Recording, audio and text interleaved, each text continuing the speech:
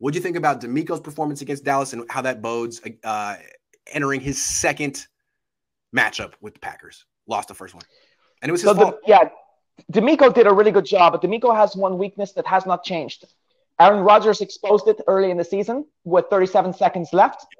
Yep. It's not just the players. It's not just the secondary. It is 80% DeMeco Ryans in the hurry-up offense, which is like less than a 2-minute drill. Yep. He's lost. He's lost. He doesn't have a plan now. So let's give DeMeco his due first. Yeah. First off, Nick Bosa going down. There's who? My mind is Omenahu. Right. That's who I'm giving it to. Either him or Mosley, who got 10 tackles and 40 some big game moves by them. But what did Omenahu end up with 2.5? Is that what he got? I believe so.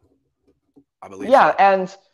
And I mean, he was basically like coming in for Bosa, basically, and just how can you expect a guy? Okay, you're down, Bosa. I got you for 2.5. That's unheard of. So 1.5. 1.5. Armstead had one. DJ Jones had one. So they split the other. Yeah, okay, got you. Yeah.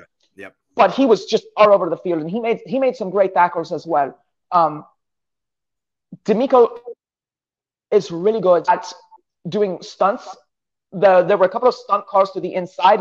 So for those of you who don't know what a stunt, four-man front, one of your linemen, like your edge rusher, is going to step back and kick out behind, like the nose tackle or something like that, and make a swim move or just go untouched to the inside. The Jimmy Ward pressure, Jimmy Ward choked on that blitz. That was a great call by DeMeco. I don't know how Ward did not get after Prescott. So all game long, DeMeco was just different looks. It wasn't just 4-ball rushing. He was asking his guys to kick to the inside. It was really well done. Eric Armstead was given a sack from that. They were basically finding ways of disrupting Dak Prescott's mental clock. That's DeMeco. It's not just the players. It's DeMeco and the players. Did a really good job of that. Flash forward to the end of the game, and there are less than 2 minutes left. There's a whole lot less time than that. And he started defending the sidelines. Who does that?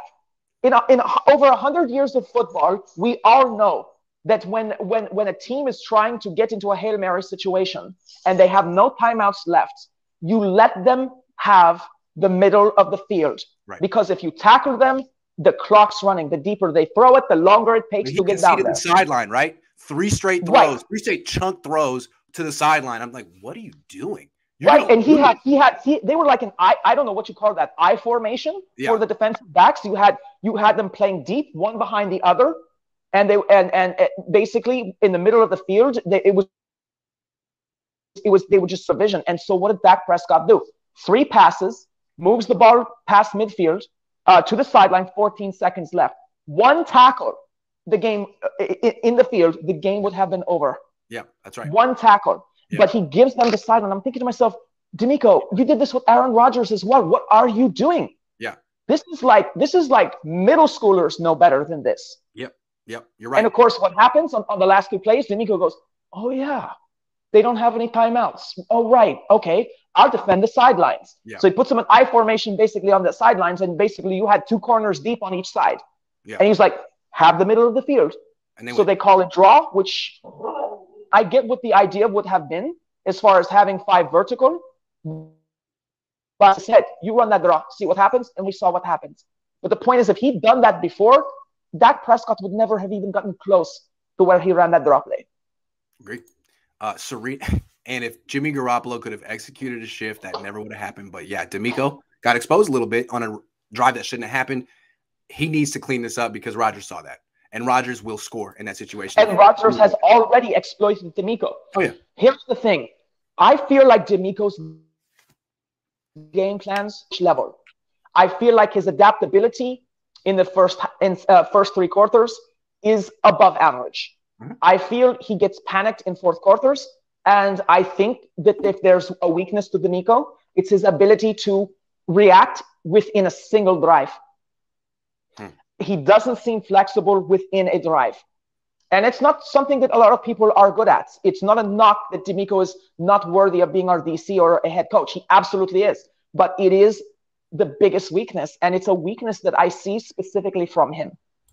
Serena says, do you think Shanahan was afraid to run more on Dallas because of their ability to cause and recover fumbles? Run predictability equals eventual fumble. Maybe, but to me, Dallas is better at intercepting passes than forcing fumbles. So it's going to say that. If there's one thing they are afraid of, it would be throwing picks. That's the way I saw it. Honestly, yeah. Dallas should have had a second pick in that game. Yeah, that ball popped like, up 2 times. And it's like, their track record intercepting passes. You know Jimmy Garoppolo's track record throwing interceptions, and you know he's hurt. When you were up 9 in the second half, dude, why are you throwing on second down? Like, you should be extremely conservative here. What are you doing, Kyle? Exactly. Sup, hater. Jim has fooled you again. He's going to let Trey start and stink it up before coming out at halftime like Willis Reed in 70. Fire and rescue. Fire and rescue. That's hilarious. Love it. Yeah, maybe. He's trying to get – I think Jimmy's trying to get the fan base to really want him to start. And the fans are like, maybe you should take a week off. I don't know. Don't call us to tell you. It seems like our defense consistently the last few weeks can't get off the field when we have teams in 3rd and 12. Is this on DR or poor execution? It is poor execution by some of the defensive players. Remember, our secondary is really not that good anywhere. I'm sorry. I don't like our safeties. I don't like our corners.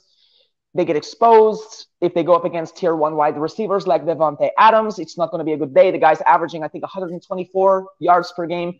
That's where it is on 3rd and 12. I think it's individual player execution. DeMeco doesn't want to sell out for the blitz on 3rd and 12. He believes in his 4 to get home. He might bring a 5th person, drop the safety down or something like that. But for the most part, he is putting it on his guys to execute, and they are not. But Ray says, sorry. No, Ray says no cap equals no lie, no Kizzy equals no kid, and on Ja equals on God. I knew on Ja. I knew no cap. No Kizzy is new to me. I've never heard anyone say that ever in my life. Yeah, I haven't either. Where is that from, Kizzy?